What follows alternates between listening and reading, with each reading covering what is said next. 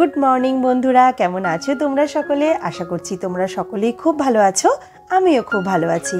মিতালিজ ওয়ার্ল্ডে আমি তোমাদের বন্ধু মিতালি চলে এসেছি আজকে একটা নতুন ব্লগ নিয়ে। ভিডিওটা তোমরা কন্টিনিউ দেখতে থাকো, আশা করছি তোমাদের ভালো লাগবে। তো সকালের যেটুকুনি কাজকর্ম থাকে আমাদের, সেই সব কাজকর্ম নিয়ে আমি চলে এলাম। ঝাড় দেওয়া, মোছা, জল তোলা, এইসব আর কি।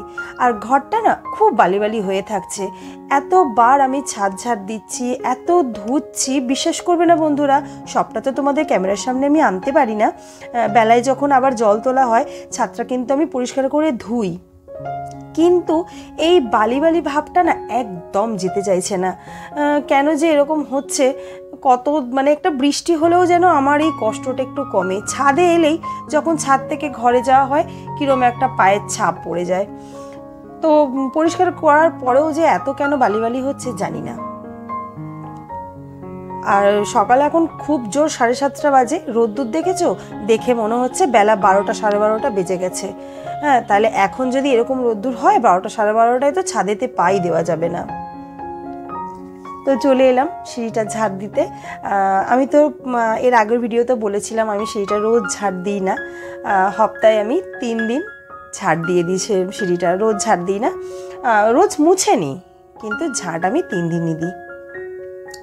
একটা হিসেব করে নিই, নিজের কাছে নিজের একটা রুটিন করে নিই, আমি কোন দিন কোন কাজটা করব, কোন সময় কোন কাজটা করব, কোন সময়ের মধ্যে আমায় কাজটা কমপ্লিট করতে হবে। এইগুলো না আমি আমার নিজের মধ্যেই একটা রুটিন তৈরি করে নিই। তো আজকে এই সোফার এগুলোকে চেঞ্জ করে দেবো।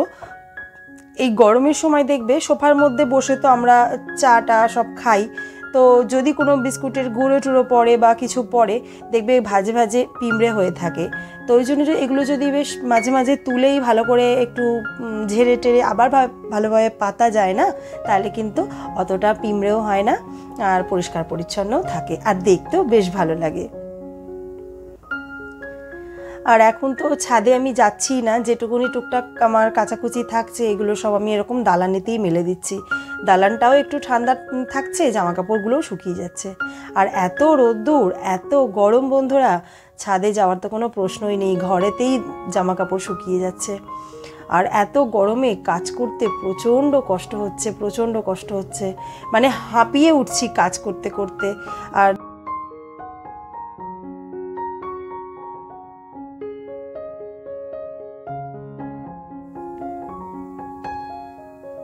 আর এই গরমে কাজ করতে বন্ধুরা কি কষ্ট হচ্ছে, একমাত্র যারা এইরকম একা হাতে সমস্তটা কাজ সামলাচ্ছে তারাই বুঝবে যে কতটা কষ্ট হচ্ছে এই গরমে এই এতগুলো কাজ একা হাতে সামলাতে।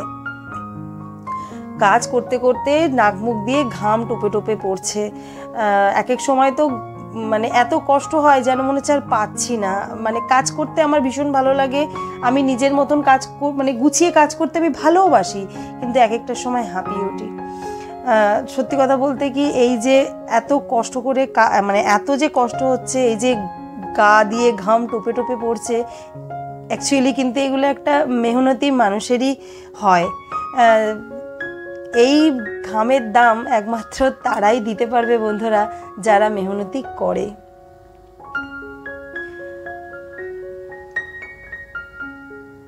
তো যাই হোক, ঘর টোরগুলো মুছে নিই। কষ্ট হচ্ছে, পারছি না বললে তো হবে না। সবটাই যখন নিজেকেই করতে হবে, তখন তো করে নিতেই হবে।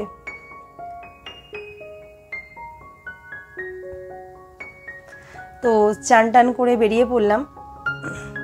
আর এই গরমের মধ্যে এমন অবস্থা হচ্ছে বন্ধুরা চুলের, যে কি বলবো, প্রচণ্ড যেন চিটচিটে হয়ে যাচ্ছে। মানে 2-3 দিন ছাড়াই শ্যাম্পু করলেও চুলটা মনে হচ্ছে কত দিন যেন চুলের মধ্যে শ্যাম্পু পড়েনি। আর চুলের জন্য তো রোজ শ্যাম্পু করা, সেটা তো চুলের জন্য ক্ষতিকর, সেটাও তো ভালো জিনিস নয়, তাই না? কিন্তু এত চিটচিটে হয়ে যাচ্ছে চুল বলার মতন না। আর এই দেখো আমাদের আম গাছ বাড়িতে, বিশাল বড় এই আম গাছটা, আর এই আম গাছ থেকেই টপ করে এই আমটা পড়লো।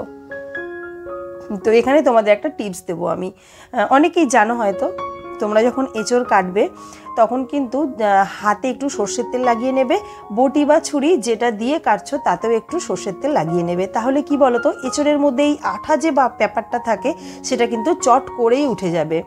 আর বটি বা ছুরিতে যদি আঠা একবার লেগে যায় সেটা কিন্তু তুলতে প্রচণ্ড কষ্ট হবে, সেটা কিন্তু তোমরা সাবান দিয়ে তুলতে পারবে না।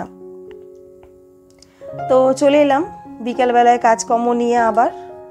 আমাদের হাউসওয়াইফদের এইরা মানে এছাড়া আর কি আছে, এই ঝ্যাঁটা ন্যাতা বালতি, এই তো আমাদের লাইফের গল্প, তাই না বলো? তো যাই হোক, চলে এলাম। এগুলো সকালের দিকে আমি এই কাজগুলো একদমই করে উঠতে পারি না।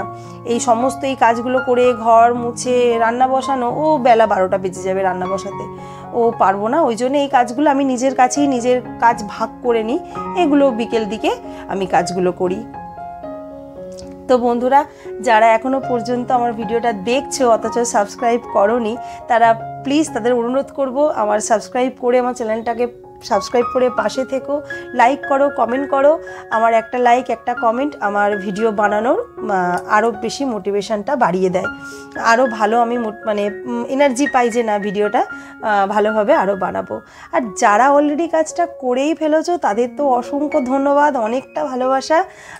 মানে কি বলবো, তোমরা যদি আমার পাশে থাকো বন্ধুরা, আমি একদিন নিশ্চয়ই উন্নতি করতে পারবো।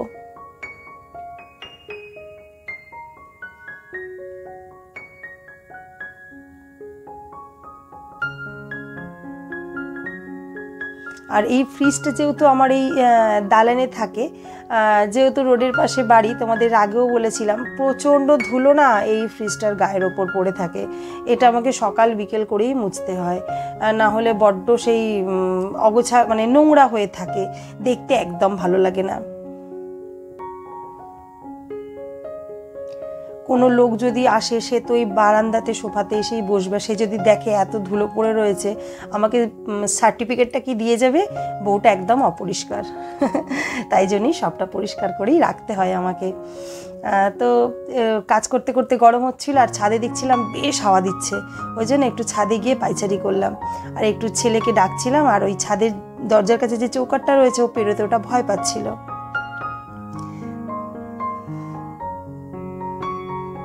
তবে এত কাজের মাঝখানে আমার ছেলেকে নিয়ে আমার বেশ সময় কেটে যায়। আর বিছনাটা গুছিয়ে নেবো এবারে। দুপুরবেলা ছেলে আর ছেলের বাবা বিছানায় শুয়েছিল, আমি একদমই শোয়ার টাইম পাই না দুপুরবেলাটা, কেন সমস্তটা খাওয়া দাওয়া করার পর বাসন মাজা, ঘর মোছা, আবার ছাদটা একটু পরিষ্কার করা, যেহেতু ছাদে বসি, তো সেই জন্য কি বলতো সমস্তটা কাজ করে ঘরে আসতে আসতে আমার 3:30 পৌনে 4টে বেজেই যায়। আর তখন কি বলতো জাস্ট একটু শোয়া, অনেক সময় আমি ওই বাইরের সোফাতে বসে আমার ওই আধ ঘন্টা 1 ঘন্টা আমি ওখানেই রেস্ট নিয়ে নিই, দুপুরবেলা একদমই শোয়ার টাইম পাই না।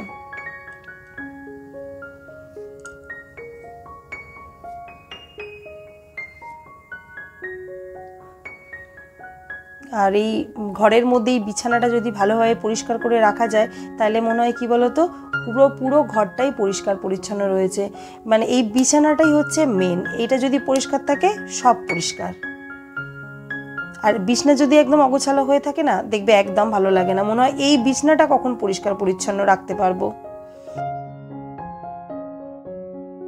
আজকের মতো টাটা, দেখা হবে কালকে, ততক্ষণে তোমরা সবাই খুব ভালো থেকো।